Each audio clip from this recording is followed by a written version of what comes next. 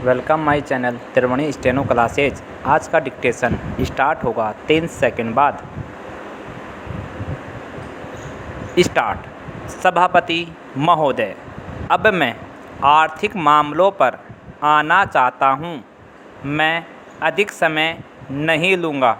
इस बात को सभी स्वीकार करेंगे कि तीव्र गति से हमारी आर्थिक प्रगति हो, इसका प्रबंध किया जाना चाहिए।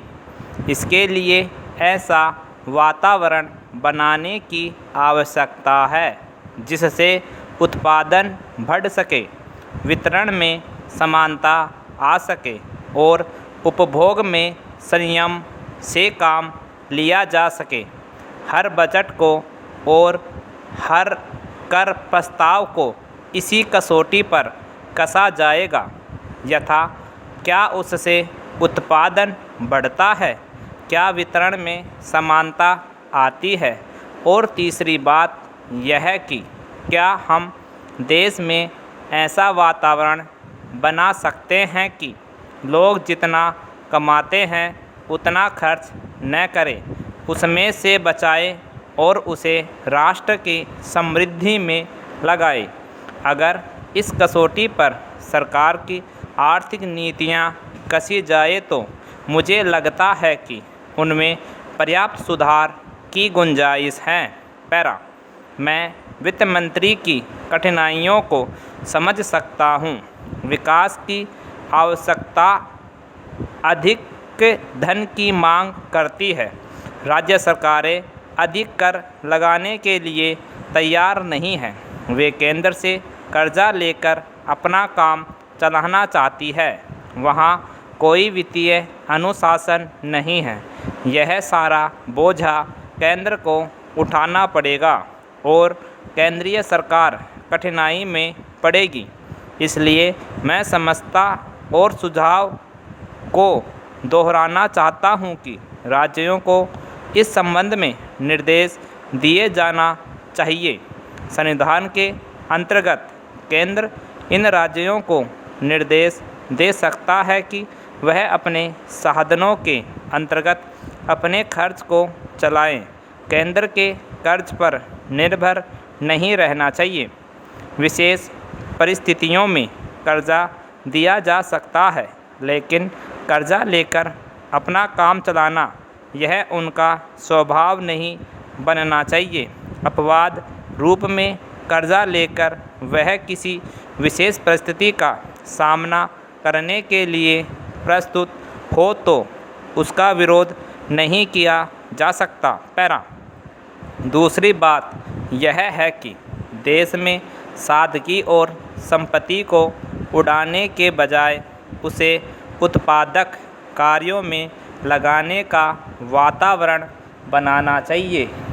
मैं नहीं जानता वित्त मंत्री महोदय इससे कहाँ तक सहमत होंगे, लेकिन आज देश में समाजवाद की चर्चा बहुत होती है।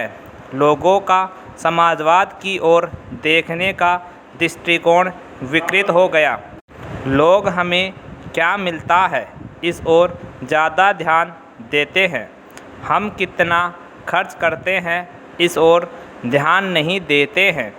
समाजवाद बिना संपत्ति की अभिवृद्धि किए और बिना उसके समान वितरण के नहीं आ सकता। हमारा देश कृषि प्रधान देश है। पैरा। सभापति महोदय, खेती के बाद उद्योग का हमारे देश के आर्थिक जीवन में बड़ा प्रमुख और महत्वपूर्ण स्थान है। स्वतंत्रता के बाद देश में बड़े बड़े और मौलिक उद्योग धंधे खड़े किए गए हैं जिनकी बहुत आवश्यकता थी। उस दिशा में अच्छा प्रयास किया गया है और उसमें बड़ी सफलता भी मिली है। लेकिन जहां बड़े बड़े उद्योग धंधे खड़े हुए, वहां छोटे छोटे उद्योग धंधों की, विशेष रूप से उन उद्योग धंधों की जो देश में परंपरा से चले आ रहे थे, बड़ी उपेक्षा हुई। बहुत से उद्योग धंधे अपने पुराने ढंग से चले आ रहे हैं, उनमें कोई नया परिवर्तन नहीं लाया जा सकता है, उनका कोई विकास नहीं हो सकता है। देश की स्थिति को देखते हुए विशेष रूप से ग्रामीण क्षेत्रों में कौन से नए उद्योग धंधे खड़े किए जा सकते हैं, इस बारे में कोई अनुसंधान नहीं किया गया है। खादी और ग्रामोद्योग स्थापित किया गया और उसने खादी और कुछ ग्रामीण उद्योग धंधों को लिया, लेकिन उसकी भी कुछ सीमाएं हैं। पैरा बहुत से उद्योग धंधे ऐसे हैं जिनको प्रोत्साहन दिया जाना चाहिए था, लेकिन प्रोत्साहन देना तो दूर रहा, ऐसी नीति अपनाई गई कि उनके काम में बाधा पैदा हुई और उनमें बहुत से टूट गए। इसका परिणाम यह हुआ है कि एक तरफ तो हमने दिखाने के लिए बड़े बड़े कल कारखाने खड़े किए हैं, लेकिन दूसरी तरफ बेकारों की संख्या बढ़ती गई है। आज यह समस्या एक भीषण रूप में हमारे सामने आई है।